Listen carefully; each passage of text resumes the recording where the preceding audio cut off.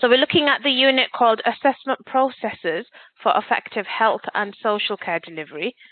Now, the aim of this unit is just to get you some knowledge about what different forms of assessment they are, how you can review, and how you can plan when you want to carry out assessments as well. Now, there's 4 learning outcomes on here. Learning outcome 1 is understand the different models and tools used in assessment processes. Learning outcome 2 is understand how to contribute to assessments. Learning outcome 3, understand how to manage the outcomes of assessments.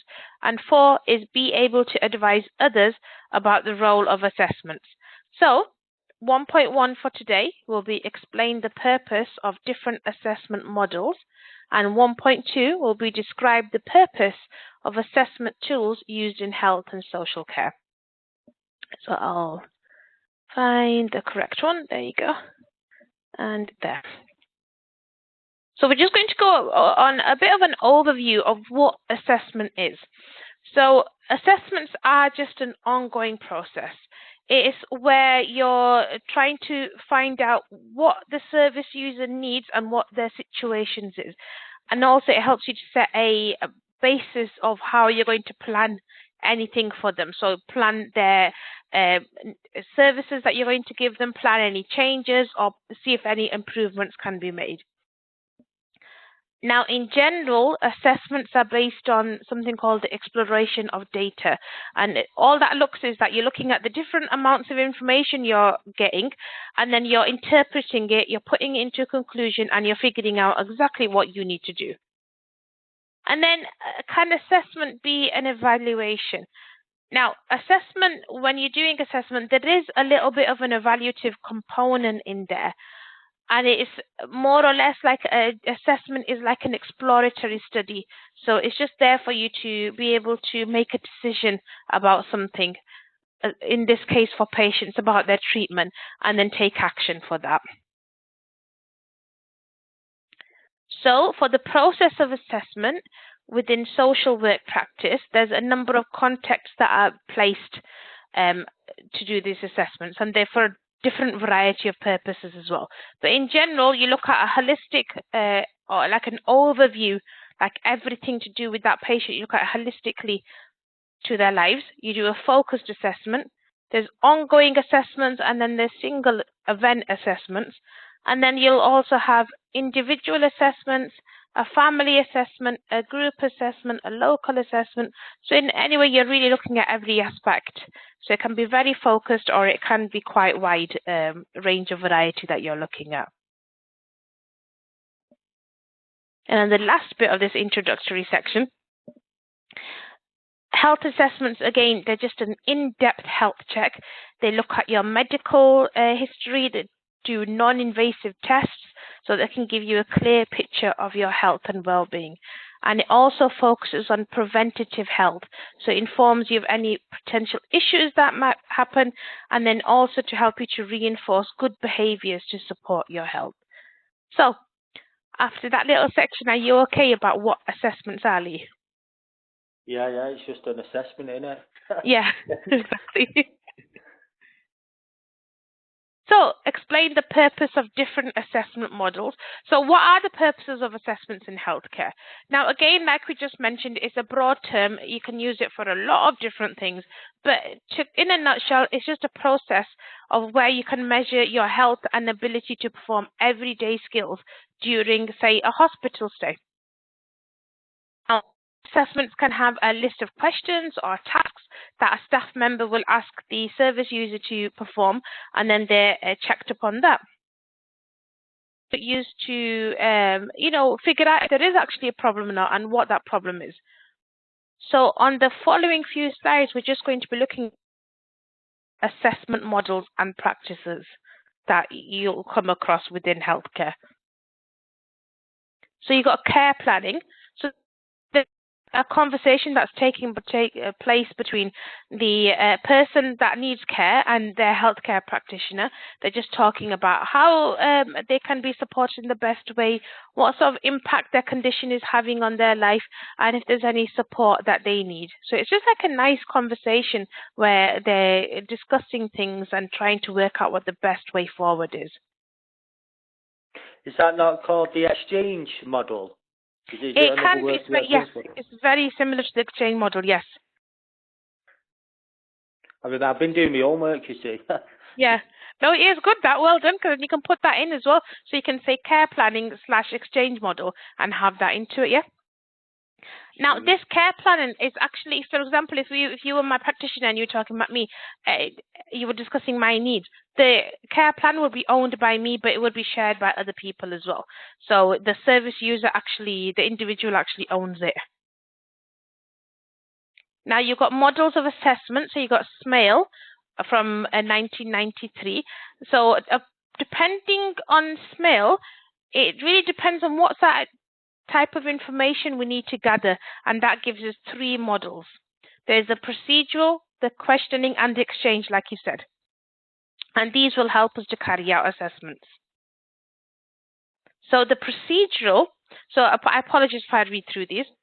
It's where the social worker just gets information and they determine what sort of service, what sort of needs that service user actually needs, what services they need. The focus is on what the risk or the need is, and then they work out what sort of things they need to do. So systems that they actually use are normally devised to ensure consistency and thoroughness in data collection. So when you're looking at eligibility for the allocation of services, it's normally decided depending on that data. Now, this model, the procedural model, it only provides a snapshot of assessment needs. It doesn't pay much attention to the individual's strengths or abilities or their rights, and they don't really, it's not really concerned about the quality of life. So it's just really focused on the data, and that's all it's looking at. They're not really looking at the person as a whole. Then you've got the questioning model. So this type of assessment, it just focuses on the nature of questions and how this information is used. So when you use this approach to look at problems, you're looking at solutions that can happen with those. So you're really sort of like doing a question and answer session on these, where you're trying to figure out what the problem is, and then you're questioning to see how of issues, what sort of help would this service user benefit from, and then you work off there. Individualized in a way, I'd say, for depending on the procedural one. Then that's similar to the other one, isn't it? It's the questioning models. Literally, it's more or less the same as the procedural, just with a few changes to it. I think it's, yes, but it's slightly more personalized. With the procedural one, it'll just look at things like your blood test reports. It'll look at what your blood pressure was. You know, your like the actual test results that come out. With the questioning one, it's slightly more personalized because you're sort of leading the way in how you answer. So that's how it's working in that. Yeah. So what I meant was, it's on both them. On both of them, it's the same in the sense of you're not in control of the outcome. The professional is. Exactly. Or the computer. 100%. Yeah, it is. So, and it's still not in control of it. It's whatever they decide, depending on the answers. Yeah. Yeah. Then you get the exchange model. Now this, but it also assumes and says that people are experts in themselves. So that's what SMAIL has said. So this is on the assumption that conditions, that the goals and the definitions of what we're looking at, the communication between social workers and service users, will actually take charge of what's going to happen. So there's, in a way, it's like an exchange in which power in assessment is shared. So it's not just one-sided where somebody's coming out and they're assessing you. You're actually getting talked to in a more humanistic way where, say, it's more of a person-centered approach way this is. It's the most similar thing that I can think of for that is because you're actually asking the person and you're taking into consideration their own opinions because nobody knows more than them what they're feeling and what they think will be best for them. So that's the way the exchange model works. Then, so that was the first three. They were from SMAIL. Now we're going to look at some other assessments. You've got a needs-less assessment. So this is carried out by the local authority, so your council, and it gives you a full picture of what kinds of care and support needs you've got. And then this needs-led assessment also helps the social care workers or the counsellors to make informed decisions about whether you're eligible for support or not, and also what type of support you'll get. Then you've got a user-led assessment, and this happens in two different ways. There's a user-defined assessment. So this is where service users and carers actually play a role in constructing the process and criteria for assessment. And then there's a user-conducted assessment where you do, or it can even be called self-assessment, is where the service users or carers will just take part in an assessment and they'll just apply it and do it themselves and then look at like fixed procedures that are happening along the way. Then you've got a single assessment process, and this can be called SAP. So this is actually a national aimed at creating a more person-centered approach to delivery. So it's there to just help you improve the communication that the assessor and the assessee, to be honest. So you're sharing common assessment information between lots of different services, and then you're also reducing the burden on the assessment user. Because, for example, if there's a person that needs an assessment for social care, then they might need a health assessment. They might need one to do with them being assessed with the school or college that they're in. They'd have to go through 3 different assessments, 3 sets of appointments, and they take a long time to do.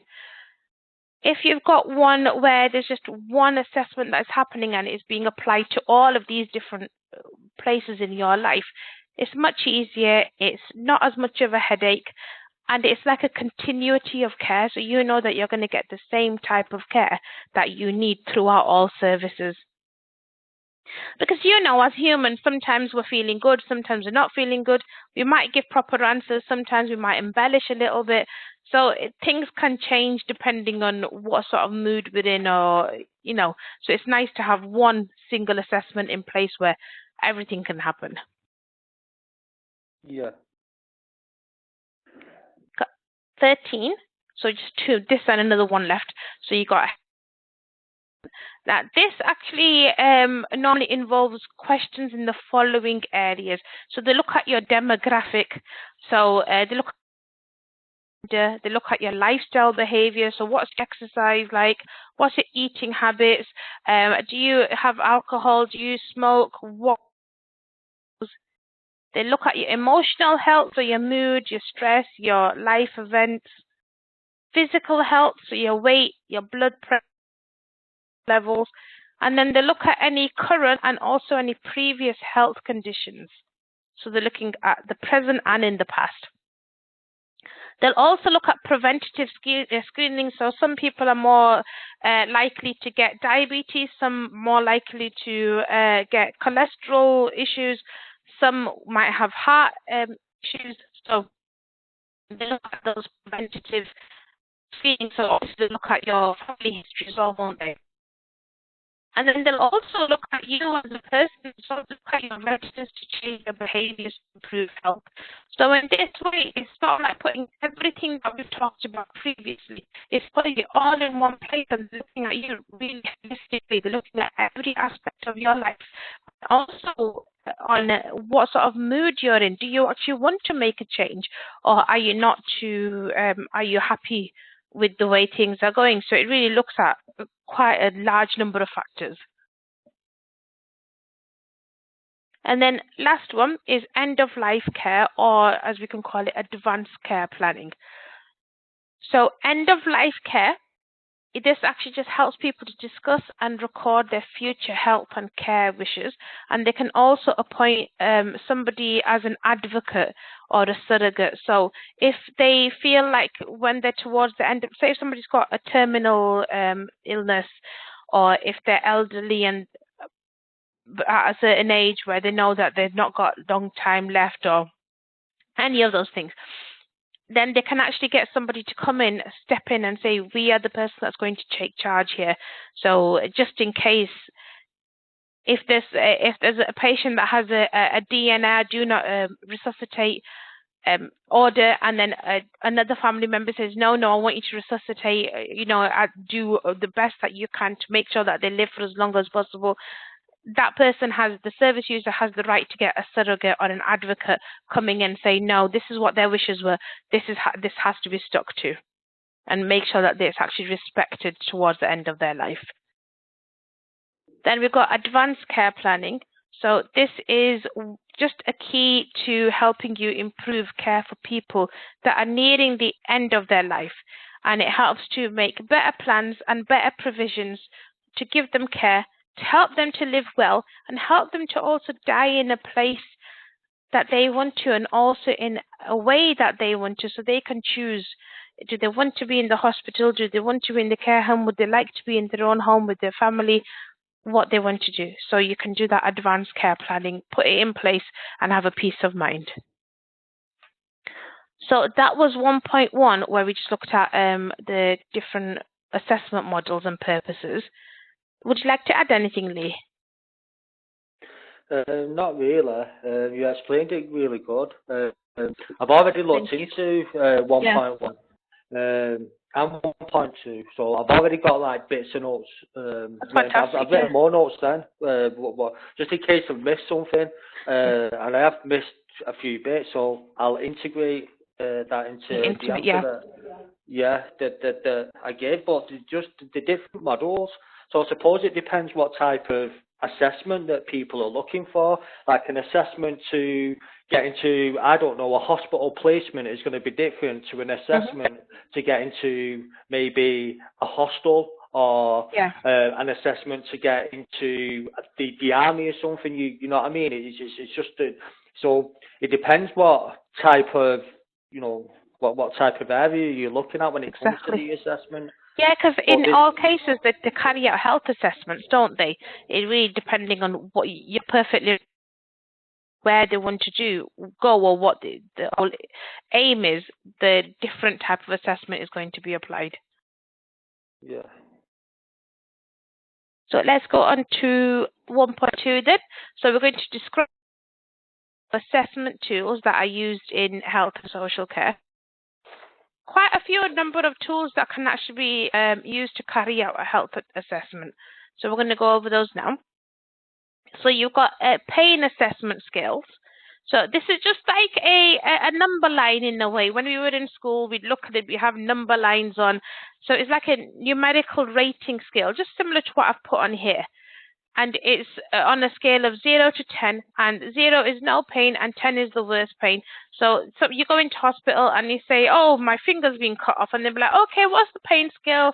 And you'd probably go, oh, it's 8, it's quite severe. Or you'd say, oh, I've got a headache, it's moderate, it's out of 4. So it helps the practitioner figure out exactly what sort of rate you're at. But again, it's very impartial. It really depends on how a particular person is feeling. So my having say the worst pain ever might be, I've got the worst pain ever, I've got the worst headache, might be a 10. But for you, that might be, it's not too bad. It really is. It depends on the person, isn't it? I'm a hypochondriac, me. I honestly, I could have like a little pain in my thumb, and I think I'm dying.